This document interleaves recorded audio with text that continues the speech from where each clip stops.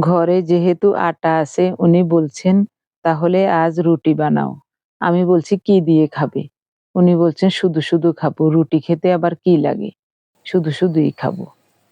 নমস্কার, আমি স্বপ্না। দেশ এবং দেশের বাইরে যে যেখান থেকে ভিডিওটি দেখছেন, আপনাদের সবাইকে অনেক, অনেক শুভেচ্ছা। স্বপ্নাজ ব্লগে সবার আমন্ত্রণ। প্রতিদিনের মতো নতুন একটি পর্ব সাজানোর প্রয়াস করছি। একেবারে বাস্তব সব চিত্রগুলি নিয়ে আশা করছি আপনাদের সবার ভালো লাগবে। তাই অনুরোধ রইল পর্বটি ১ম থেকে শেষ পর্যন্ত দেখুন। সঞ্জয় থেকে ১ মুঠো লাল শাক নিয়েছেন। তো লাল শাক রুই মাছের মাথা দিয়ে রান্না করব আর মাছের তেল, আলু, পেঁয়াজ দিয়ে রান্না করব। আমি ভাবছিলাম রুটি তৈরির পরেই এই চুলায় ভাত বসিয়ে দেব দুপুরের জন্য। উনি বলছেন, "না, এত সকালে ভাত রান্না করলে দুপুর পর্যন্ত ঠান্ডা হয়ে যাবে। শীতকালে দুপুরবেলা ঠান্ডা ভাত খেতে ভালো লাগবে না।" ৬-৭ টা রুটি বানাবো, তার জন্য আন্দাজ করে জল দিয়ে দিলাম, স্বাদমতো লবণ দিলাম। জল ফুটে উঠেছে, এখন আটা দিয়ে দেব। আটাগুলো ঢাকা থেকে এনেছিলাম। তো ভাবছিলাম সোমা রুমা ওদেরকে একদিন বানিয়ে খাওয়াবো, কিন্তু ওরা মাত্র ২ দিন ছিল। তো ২ দিন সকালবেলায় একদিন উৎপলদের ঘরে সকালে নাস্তা করেছিল, আরেকদিন গোপালদের ঘরে। তার জন্য আর রুটি বানানো হলো না। তো আজ উনি বলছেন, ঘরে যখন আটা আছে তাহলে আজ রুটি বানাও, গরম, গরম রুটি খাবো। অনেকদিন রুটি খাইনি।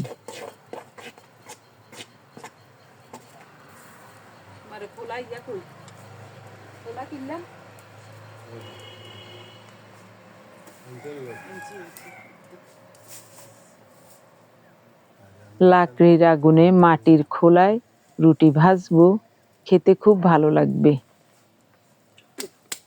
গরম গরম রুটি শুধু শুধুও খাওয়া যায়।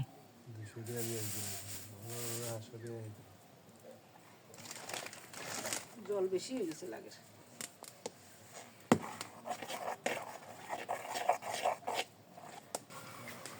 10টা বাজে গেছে কি সকাল? রুটি তো রেডি হবে। 10টা তো বাজে ঠিক আছে। এই দাদা বাকি না দাদা। এই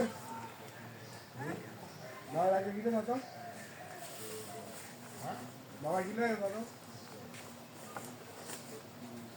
আর বেলুন কে কোন মু গেল আই শুধু এটা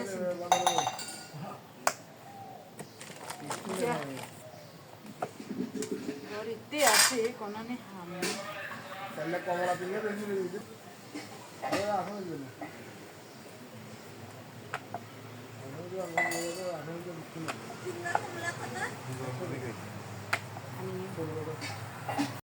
আপনি যদি আমাদের চ্যানেলে নতুন হয়ে থাকেন, সম্পূর্ণ পর্বটি দেখার পর যদি একটু ভালো লাগে, আমার অনুরোধ রইল চ্যানেলটি সাবস্ক্রাইব করে আপনার মূল্যবান মন্তব্যটি লিখে জানাবেন।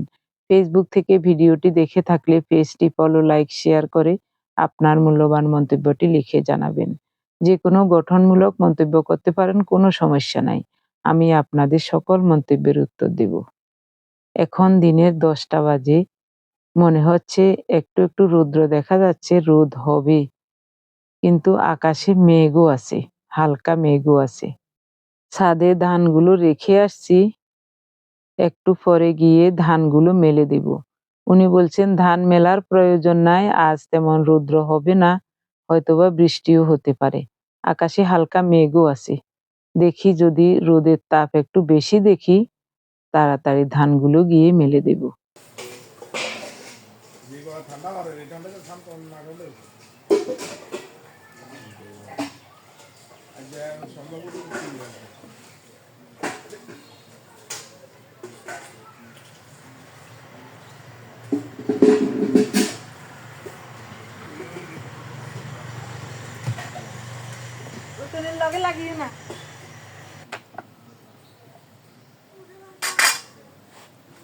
আমাদের বাড়ির দক্ষিণ দিকে, মানে বাড়ির সামনেই রোডে গাড়ি চলছে, আর বাড়ির পিছনে উত্তর সাইডে রেল লাইন, ওদিকেও গাড়ির শব্দ।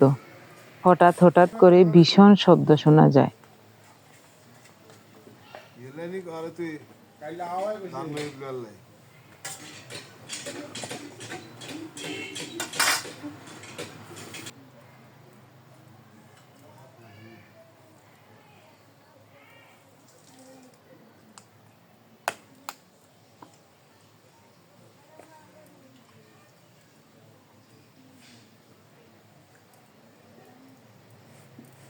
মাটির খোলাটা অনেক ফাটা, একেবারে মনে হচ্ছে যেন এখনই একটা পাট পড়ে যাবে, এরকম ফাটা। 2 বছর আগে রিয়া যখন আমাদের বাড়ি আসছিল, তখন এই খোলাতে খোলাজা পিঠা বানিয়েছিলাম। ওইবার অনেকবার খোলাজা পিঠা বানিয়েছিলাম। এর মাঝখানে বন্যা গেল, গত 1টি বছর চলে গেল। বন্যার সময় এই খোলা ফ্লোরের উপর পড়ে একেবারে ফেটে চৌচির হয়ে গেছে। তারপরও আজ খোলাটা চাপ কলে নিয়ে ভালোভাবে মেজে ঘষে পরিষ্কার করে এনেছিলাম। এখন দেখছি ভালোই রুটি ভাজা হচ্ছে। মাটির খোলাতে রুটি ভাজলে ওই রুটি খেতে খুব ভালো লাগে, একটু মচমচে টাইপেরও হয়, অনেক ভালো লাগে খেতে। কয়েক বছর আগে আমরা যখন সকাল বিকাল রুটি খেতাম, তখন কিন্তু রুটি খাওয়ার চাহিদা তেমন ছিল না।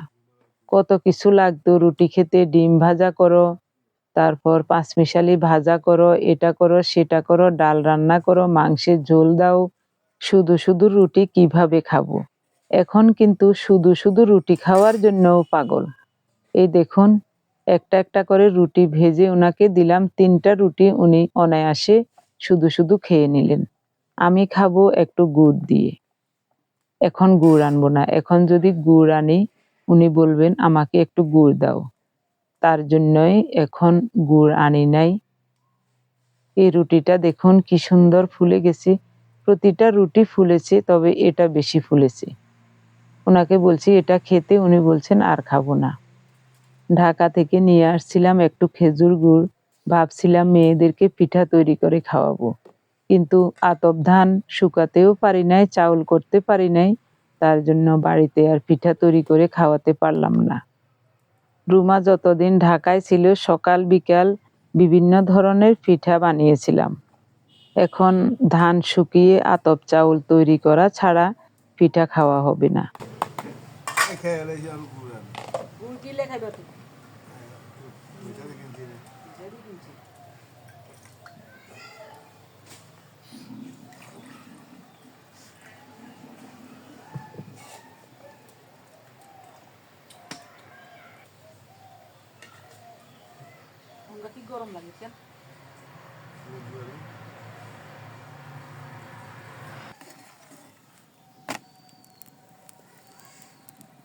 খেজুর গুড় দিয়ে রুটি খেতে খুব ভালো লাগছে, কিন্তু ওনাকে দিলাম না, কারণ আপনারা তো জানেন ওনার সুগারের সমস্যা আছে, তার জন্যই ওনাকে দিলাম না। আমি এখন নিলাম।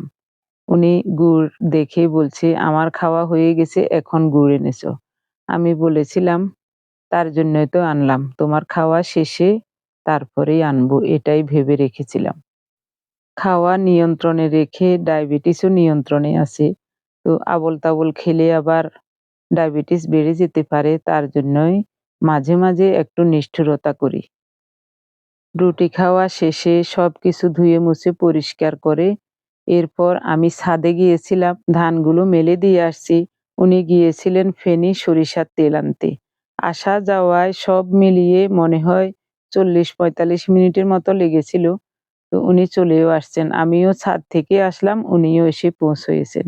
এখন লাল শাকগুলো বেছে কুটে নিচ্ছি, রান্নার সব আয়োজন করে স্নান করব, তারপরে রান্না বসাবো। সবকিছু গুছিয়ে স্নান করে চলে আসলাম। প্রথমে ওনার জন্য একটু জল গরম করে নিচ্ছি, স্নান করবেন চাপ কলে। আমি পুকুর থেকে স্নান করে চলে আসছি।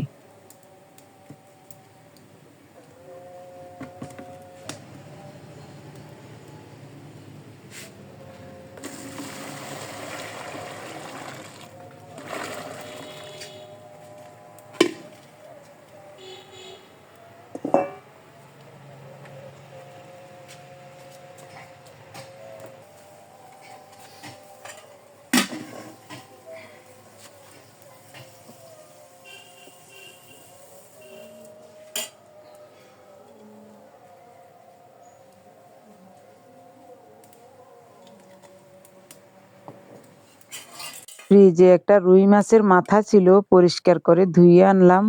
আর একটু মাছের তেল আছে, ওটাও পরিষ্কার করে ধুয়ে নিয়েছি।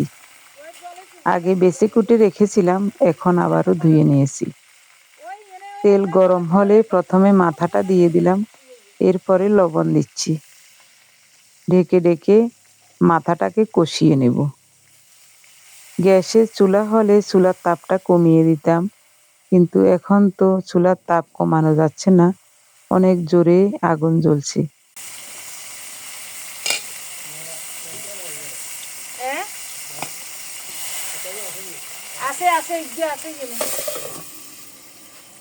বাবুরে কি জোরে জাল উঠছে এবারে, কলসাবি দিতাম নি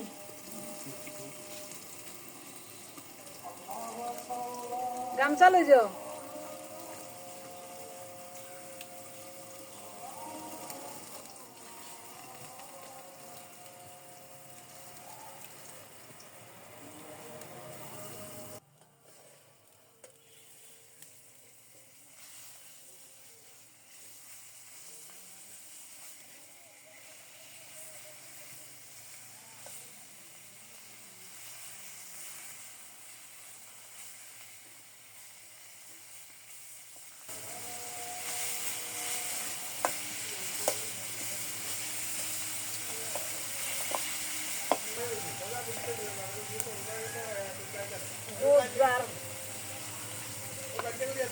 জোরদার রাজ্য তার।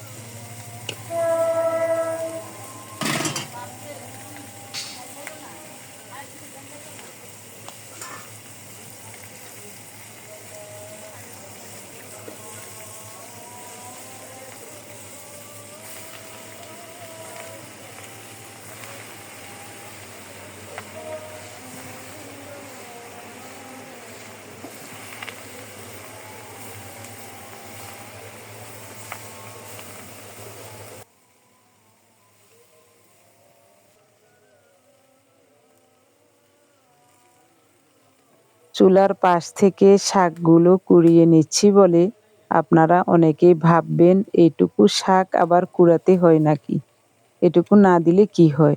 কিন্তু আমার শাশুড়ি মা বলতেন, এই চুলার কাছে যদি তরকারি কাটা তরকারি পড়ে যায় রান্নার সময়, ওটাতে নাকি স্বাদ থেকে যায়।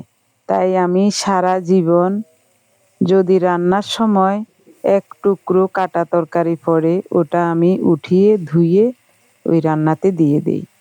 আসলে আমার কাছেও তাই মনে হয়। এটা অবশ্যই একটা কুসংস্কার, কিন্তু তারপরেও আমি এই জিনিসটা মানি। মাছের মাথা দিয়ে লাল শাক রান্নাটা একেবারেই সহজ, তবে এটা খেতে যে কি চমৎকার লাগে, একবার এভাবে রান্না করে না খেলে বুঝতেই পারবেন না। কোনো মশলাপাতি কিছুই লাগে না।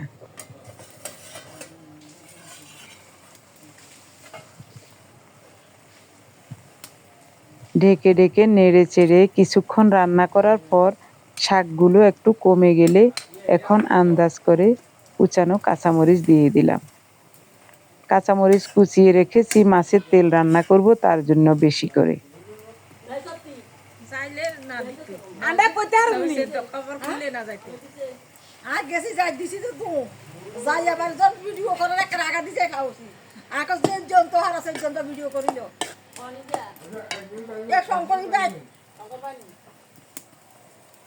শঙ্করী ভাই দিছে চান্দা ভাই দিয়ে দিছে পূর্ণিমার কাম দিছে আর কাম দিছে কম্বল যে কোনো মানুষের দেননি এরে যাতে রে দেন এবার ভিডিও করে দিছে আর না নয় গাট করতে কত কত গাট দিতে হইলা লম্বারে হুনিমা হইলা লম্বারে আয় দিয়া আছে বেগানা না জমা কান্দে ছিলেন ইয়া কাল লেখা আনছি না খবর আই কইছি ওই ইয়া তো কাল লেখা আনছি বলে আরে খবর আই কইছি ইয়া কাল এবা আনে হেবে জান না গঙ্গুরে কইলেন না কা আই এসে এর কথা দাদা একটু হে ঘুরে একটু করনা না করবেন দেখেন আগে না বড় বসে তুমি হ্যালো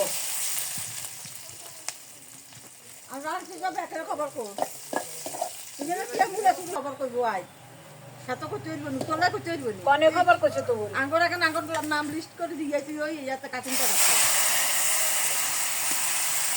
যেটা কাটিং না আছে তারপরে হাতের যে বেড দিতে লাগে এটা দিলে যে 10-15 করে যায় আরো বেশি মাথা পড়বে না বাসিরামের তো কেন হাইবার উচিত না যাতে উচিত না হাতেরে কিনে দিব যাতে হাইবার দরকার যাতে কিন্তু আর না হাতের লাই গুলিয়ে যায় এখন তো গরিবের লাই এখন যাতে সামর্থ্য আছে কিনবার ক্ষমতা আছে হাতের লাই নেই আজ আমার বাতিরামের এখন কম বললো স্যার ভাই সরকারি আজ খবর শুনি আমার লাগে তো যাই এবারই ওই এক নামের কাঠ আর এক নামের হয়ে গেছে গোল্লাই রান্নাগান বাতিল লাল শাক রান্না হয়ে গেছে। এখন কড়াইটা একটু ধুয়ে নিচ্ছি, এটাতে মাছের তেল রান্না করব। খোলা জায়গায় রান্না করি, সবাই এসে এসে গল্প করে আমি রান্না করার সময়।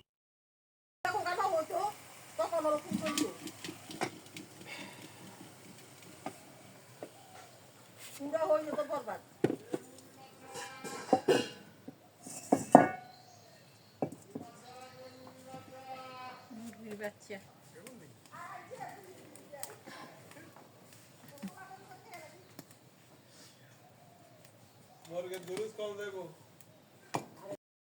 সরিষার তেল গরম হলে প্রথমে ধুয়ে রাখা মাছের তেল দিয়ে দিলাম। এখানে একটু মাছের ডিমও আছে, 2টা মাছের তেল আর ডিম, সামান্য ডিম হয়েছিল একটা মাছে। সব দিয়ে দিলাম।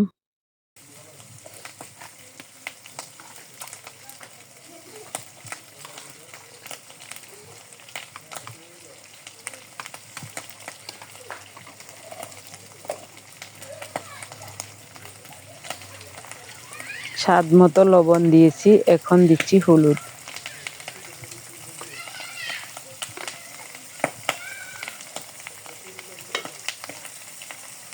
কুচানো পেঁয়াজ আর কাঁচামরিচ দিয়ে দিলাম।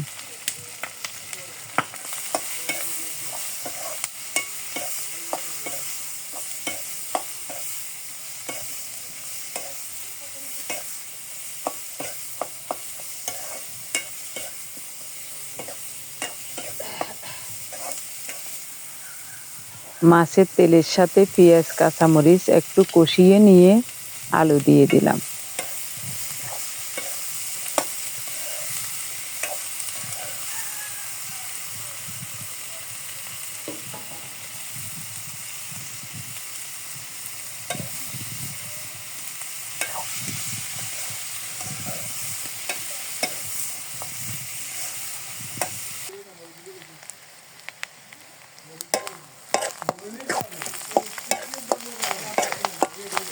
লই কই লাভ কি লইবার আগে কইবেন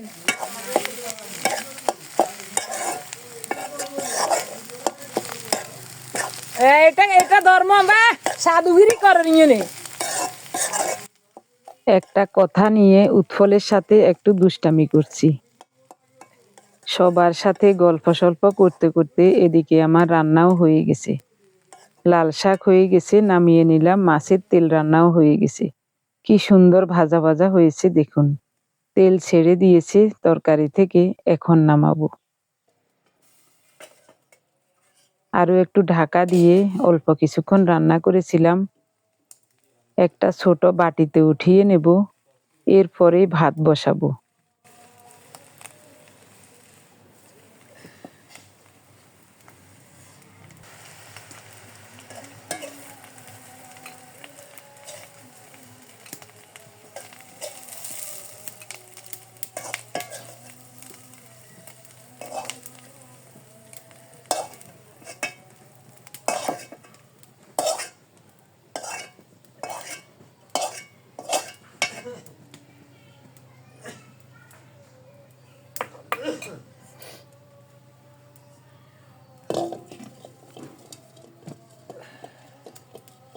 আগেই ভাতের পাতিলে জল এবং চাউল ধুয়ে রেডি করে রেখেছিলাম। ভাতের পাতিলটা বসিয়ে দিয়েছি। এবার রান্নাঘরের সব ধুয়ে মুছে পরিষ্কার করে নেব, এরপরেই আমাদের খাওয়া দাওয়া হবে।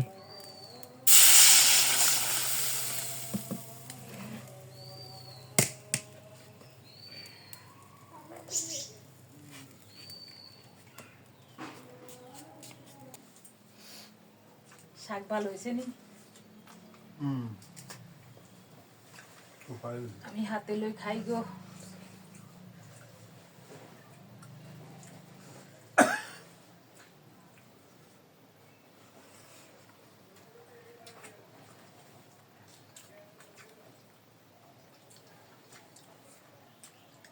কি চমৎকার।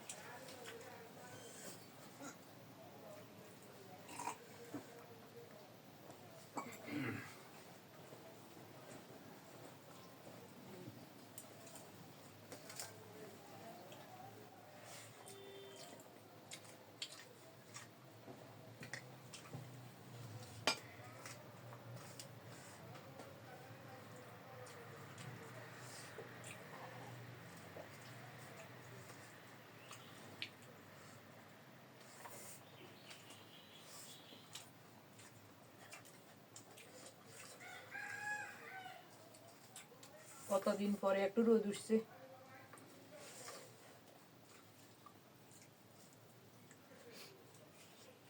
মাছের তেল খাইছ নি? খাই দেখো তো।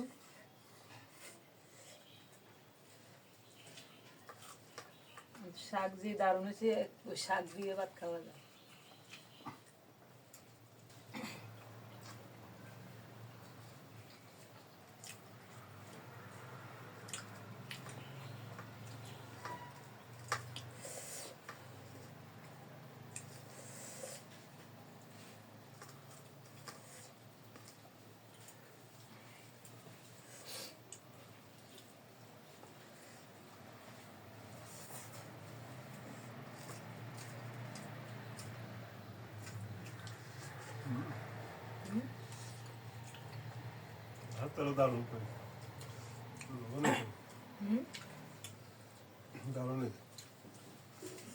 মাছের তেলে সব ভাজিয়ে দিয়েছি, মাছের তেলে মাছ।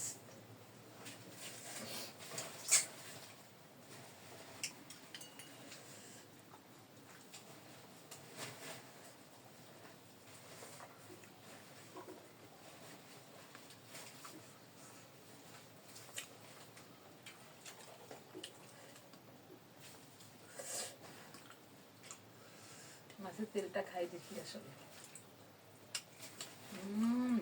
কি চমৎকার।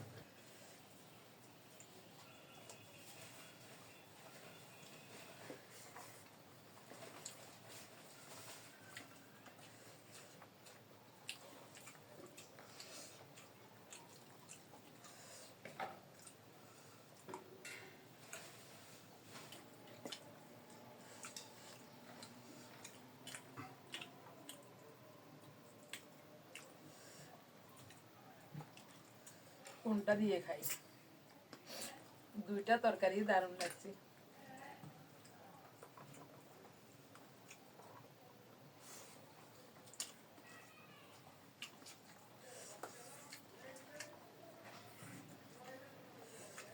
একেবারে আলু ভাজা ভাজা হয়ে গেছে।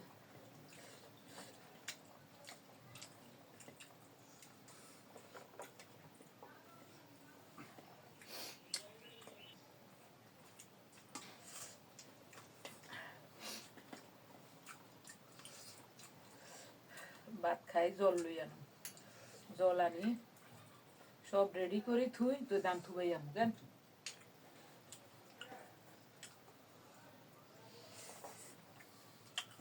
রুই মাছের মাথা দিয়ে লাল শাক আর মাছের তেল রান্নাটা খুবই চমৎকার হয়েছিল।